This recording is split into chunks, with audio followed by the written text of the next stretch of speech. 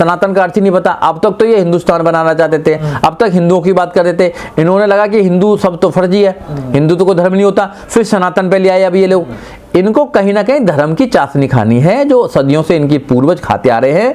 वो धर्म का धंधा कभी नहीं बनता। धर्म के नाम पर, जातियों के नाम पर, वर्गों के नाम पर एक व्यक्ति विशेष और एक व्यक्ति जाति को सम्मान मिलता है, उस सम्मान को छोड़ना नहीं चाहते हैं। संविधान कहता है कि मानव मानव एक समान, बुद्ध कहते हैं मानव मानव एक समान, संविधान भी ये कहता है कि मानव मानव एक समान।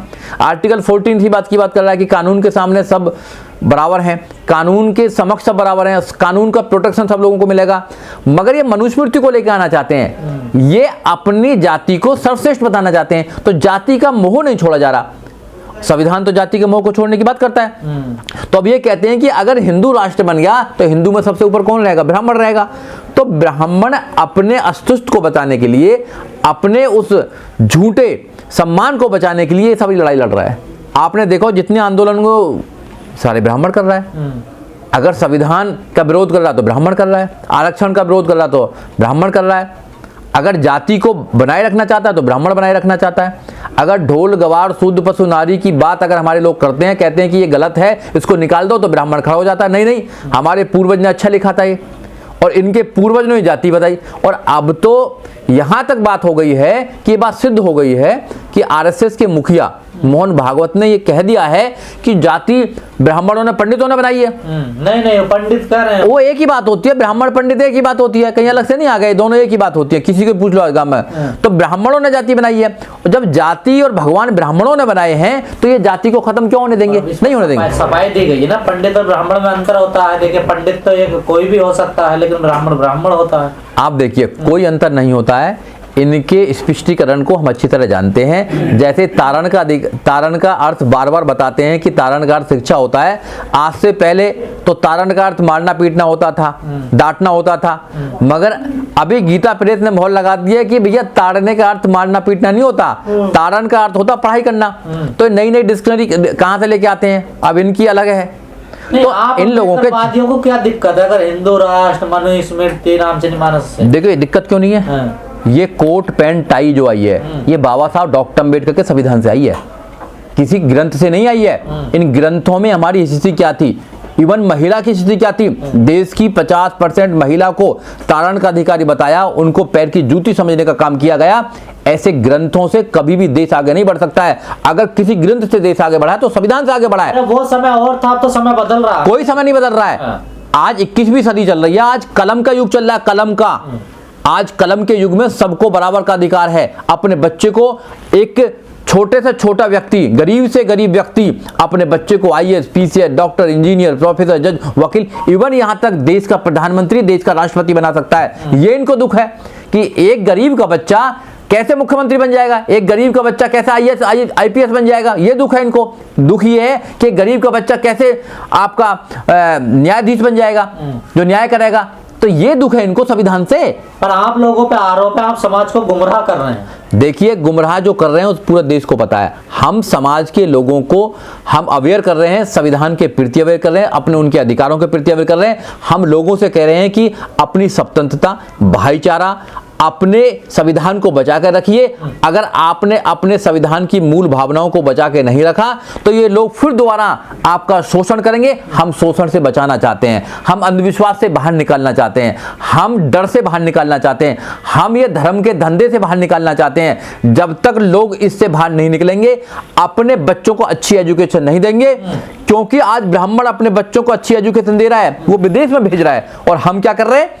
हम धर्म के चक्कर में पड़े हुए हैं, हम कावड़ लेके आ रहे हैं, हम मंदिरों के चक्कर में पड़ रहे हैं। आपने देखा नहीं क्या, आपने मंदिर में कोई दलित चला जाता है, संविधान आजादी देता है ना, देखिए आजादी देता है ना जाने के लिए, मगर जाने के बाद क्या होता है? उनको मारा पीटा जाता है, अपवित्र हो जाता है मंदिर। इवन यहां तक कि देश में एक सबसे बड़े सूबे उत्तर प्रदेश के मुख्यमंत्री, जब वो मुख्यमंत्री नहीं रहते हैं तो उनकी कोठी को गंगा जल से धुलवाया जाता है। अरे तो अपवाद होता है ना, देखिए अपवाद है ना। तो कितने अपवाद करोगे? मूंछों के नाम पे मार दिया जाता है, घोड़ी पे नहीं चढ़ने दिया जाता है, तो कितने अपवाद करोगे? दलित कब तक तुम्हारी सहता रहेगा मेरे भाई?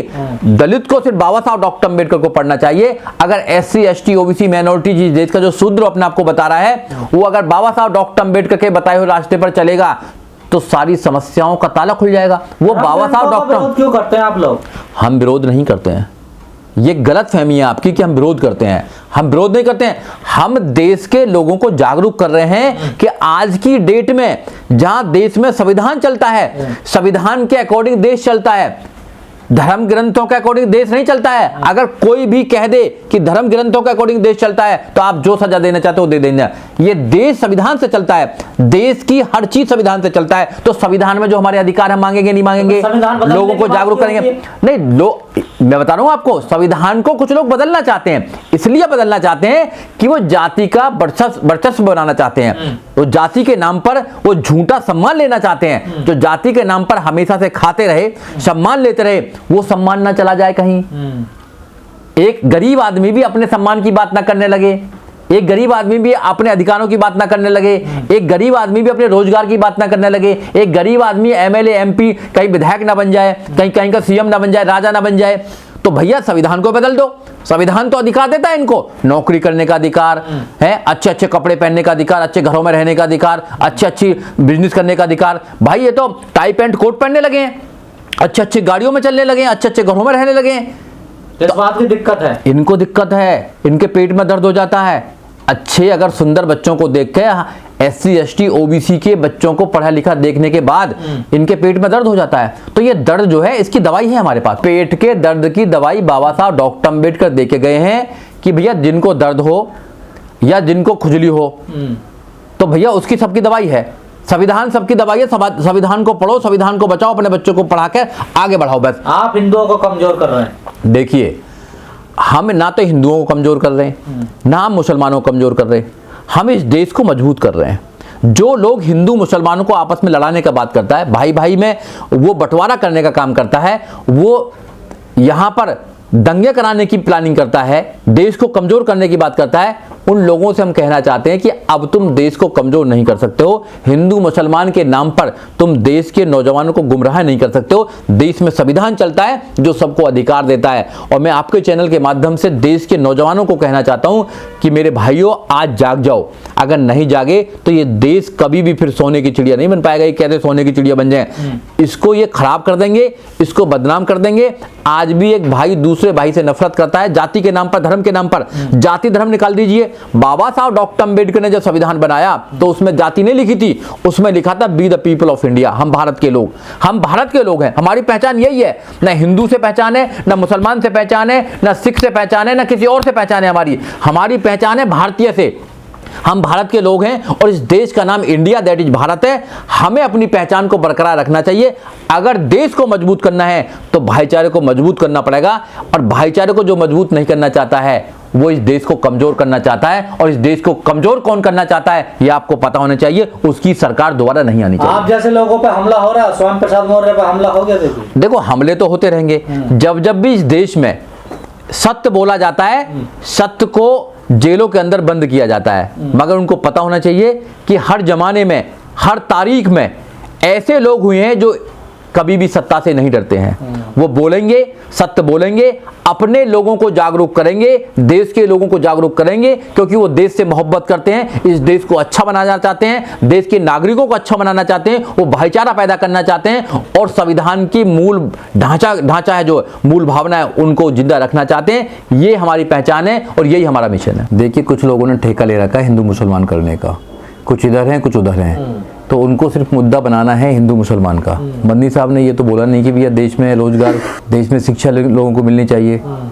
अब भगवानों की और अल्लाहों की, धर्मों की लड़ाई करके ये क्या करना चाहते हैं?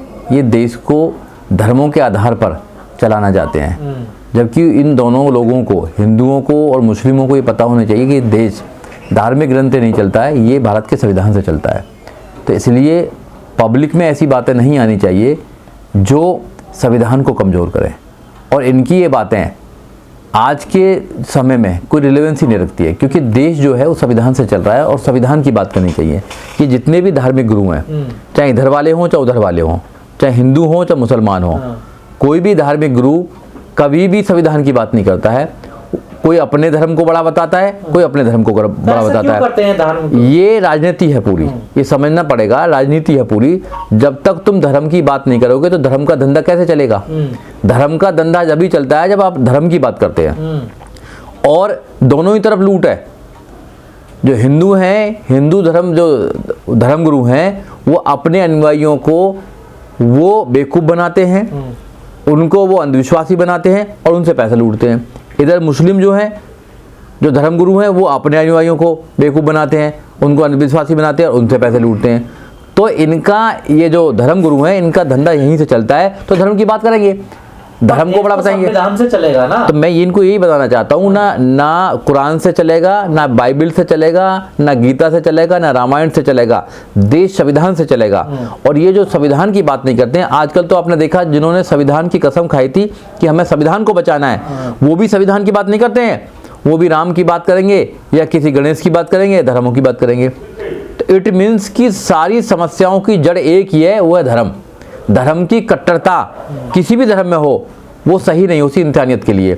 इंसानियत को बचाना है, संविधान को बचाना है, अपने अधिकारों को अगर बचाना है तो आपको संविधान को आगे लेके आना पड़ेगा। लेकिन वकील साहब, देश में हिंदू राष्ट्र बनाने की फिर मांग तेज हो रही है। नहीं, देखो आरएसएस का सपना ये है कि इस देश को हिंदू राष्ट्र बनाना। उनको ये लोगों को बताना पड़ेगा कि हिंदू राष्ट्र बना के वो करना क्या चाहते हैं। क्या वो मनुस्मृति को लागू करना चाहते हैं, संविधान को खत्म करना चाहते हैं? क्या वो पहले ही जो वर्ण व्यवस्था उसको चलाना चाहते हैं, जो ब्राह्मण क्षत्रिय वैश्य शूद्र की परंपरा डालना चाहते हैं? और जैसे उनका वर्गीकरण किया गया था और वर्गीकरण के आधार पर ही उनको न्याय दिया जाता था और दंड दिया जाता था, क्या उसको फिर साबित करना चाहते हैं? अब ये इस देश के अंदर ये मुमकिन नहीं है, क्योंकि इस देश के अंदर 1860 में आईपीसी चली और आईपीसी लॉर्ड मैकाले ने चलाई थी, उसको ये बदल नहीं पाए। दूसरा, इस देश के अंदर संविधान बना जो 26 नवंबर 1949 को अंगीकृत किया गया और 26 जनवरी 1950 को पूर्ण रूप से लागू किया गया। तो संविधान बराबर काम कर रहा है देश के अंदर और देश उन्नति की तरफ चल रहा है संविधान के साथ में। जब जब भी ये धर्म की बात करेंगे तो ये बंटवारे की बात करते हैं। ये धर्म की फसल उगाकर फसल लगाते हैं, धर्म की फसल लगाते हैं और ये चुनावों में उसको काटने का काम करते हैं। लेकिन कहा जाता बगैर धर्म के तो तरक्की नहीं कर सकता। ऐसा कुछ नहीं धर्म का होना है। जरूरी। धर्म इंसानियत के लिए कोई जरूरत नहीं है, इंसान के लिए जरूरत है। एक इंडिविजुअल इंसान अगर अपने कोई धर्म की आस्था रखना चाहता रखें, मगर जब भी तो ये सेकुलर स्टेट बनाया गया। भारत की खूबसूरती क्या है? भारत की खूबसूरती ये है कि यहाँ बहुत सारी जातियाँ, बहुत सारे धर्म, अलग अलग पंथों को मानने वाले लोग हैं, अलग अलग विश्वास करने वाले लोग हैं। अगर अलग अलग विश्वास करने वाले लोगों को ऐसा देश मिला है कि इस देश का कोई धर्म नहीं है, आप आज़ादी से अपनी चीज़ों को मान सकते हैं, तो इससे खूबसूरती क्या बात हो सकती है? अगर कुछ लोग कहते हैं कि ये हिंदू धर्म बना लें, सिर्फ हिंदुओं का देश रहेगा, तो ये खतरनाक पोजीशन है। ये इंसानियत के लिए खतरनाक है, ये संविधान के लिए खतरनाक है। जो संविधान गारंटी देता है, आपको न्याय की गारंटी देता है, सामाजिक आर्थिक न्याय की गारंटी देता है, जो आपको एक अपॉर्चुनिटी की गारंटी देता है, जो स्वतंत्रता की गारंटी देता है, जो आपको इक्वलिटी की गारंटी देता है, जो भाईचारे की गारंटी देता है, वो कहीं ना कहीं टूट जाएगी और वहाँ भाईचारा पैदा नहीं हो पाएगा। हिंदुस्तान में सारे हिंदुस्तानी हैं। ये पहली बात तो ये हिंदुस्तान नहीं है, इंडिया दैट इज भारत। बाबा साहब डॉक्टर अम्बेडकर ने संविधान के आर्टिकल नंबर 1 में लिखा है इंडिया दैट इज भारत। इसका नाम इंडिया और भारत है, ये हिंदुस्तान नहीं है। मगर कुछ लोग क्या आरएसएस के लोग इस देश को हिंदुओं का देश बनाना चाहते हैं। यहाँ पर हिंदुओं भी रहते हैं, हिंदू तो बहुत कम रहते हैं यहाँ पे। हिंदू कितने? मात्र 1-2% हिंदू यहाँ रहते हैं, बाकी सब जातियों में बटे हुए हैं। सब जातियों में कोई जाटव है, कोई कश्यप है, कोई गुजर है, कोई जाट है, कोई वर्मा जी हैं, कोई शर्मा जी हैं, कोई फलाने टाइप को कुछ है, ऐसे बटा हुआ है। तो हिंदुओं को इकट्ठा करना, तो आपने देखा होगा संतरे की तरह है, ऊपर से इकट्ठा दिखाई दिया जाता है और जैसे ही उस छीलोगे तो अंदर से अलग अलग वर्ग, अलग अलग जातियाँ हैं। तो इकट्ठा होना बड़ा मुश्किल है। बाबा साहब डॉक्टर अम्बेडकर ने इसकी व्यवस्था दी है। 4 व्यवस्था बाबा साहब डॉक्टर अम्बेडकर ने दी है। SC ST OBC माइनॉरिटीज की बात की और जो हैं वो जनरल में। लेकिन ये दिखाया जाता ना, डर दिखाया जाता लोगों को, हिंदू राष्ट्र में ये हाँ हो जाएगा। बिल्कुल डर का माहौल है, डर का बिजनेस है। ये डर दिखाकर, भगवान का डर दिखाकर, भूत का डर दिखाकर, ठीक है, स्वर्ग नरक का डर दिखाकर, खतरे का डर दिखाकर ये लोगों को भ्रमित करना चाहते हैं, लगातार भ्रमित कर रहे हैं। और फिर ये सारी राजनीति है, आपको समझना पड़ा। इससे जितनी भी ये धर्म की राजनीति करते हैं या जितना भी डर दिखाते हैं, इसमें इंसानियत की आगे बढ़ने का कोई रास्ता नहीं है। भाई कैसे अच्छी एजुकेशन होगी ये नहीं बताते, एजुकेशन सबको मिलनी चाहिए नहीं बताते, रोजगार सबको मिलना चाहिए कोई डिबेट नहीं होती है, न्याय सबके लिए होना चाहिए कोई डिबेट नहीं होती है, ज़्यादा हिंदू मुसलमान मत करो कोई डिबेट नहीं होती है, हिंदू मुसलमान करो, हर मुद्दे में हिंदू मुसलमान ढूंढते हैं, हर मुद्दे में गाय ढूंढते हैं, हर मुद्दे में धर्म ढूंढते हैं। तो दोनों तरफ के लोग ही ऐसे हैं। ये देश को कहाँ ले जाना चाहते हैं, ये पता नहीं क्या करना चाहते हैं देश के साथ में। तो ऐसे लोगों की बातों को ज़्यादा गंभीरता से नहीं लेनी चाहिए। और कानून शांत बैठा हुआ है, कानून इस देश में शांत बैठा हुआ है। कोई भी लफंगा आदमी आता है, कुछ भी कह के चला जाता है और कहता है कि भैया मुसलमानों को काट दो, क्रिश्चियनों को काट दो, और पार्लियामेंट के पास 2 किलोमीटर दूरी जंतर मंतर से फीस देता है, मगर पुलिस शांत बैठी रहती है। इसी देश के अंदर आप जब चुनाव हो रहे थे तो बीजेपी के कुछ विधायक और कुछ सांसद यही नारा लगा रहे थे दिल्ली के कनॉट प्लेस में, हैं देश के गद्दारों को गोली मारो। किनको गद्दार कहना चाहते हैं? जब कुछ नेता अपने ही देश के लोगों को गद्दार बोलने लगेंगे, अपने देश के लोगों से, अपने धर्म के लोगों से वो नफरत करने लगेंगे, तो काय का धर्म है? ये अंग्रेजों के सब लोग दलाल रहे हैं और अंग्रेजों से उन्होंने नीति सीखी है कि फूट डालो शासन करो। ये समाज में फूट डाल के शासन करने का काम करते हैं।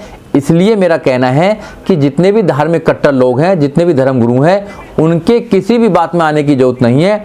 आप अपने बच्चों को अच्छी शिक्षा दो, अपने बच्चों को अच्छे संस्कार दो, अपने बच्चों को अच्छा नागरिक बनाओ, संविधान पढ़ाओ, भाईचारे की बात करो, स्वतंत्रता की बात करो और न्याय की बात करो। अगर अपने बच्चे को अच्छा इंसान बनाएंगे तो वो देश में तरक्की करेगा, देश अच्छा बनेगा। इनके चक्कर में आने की जरूरत नहीं है।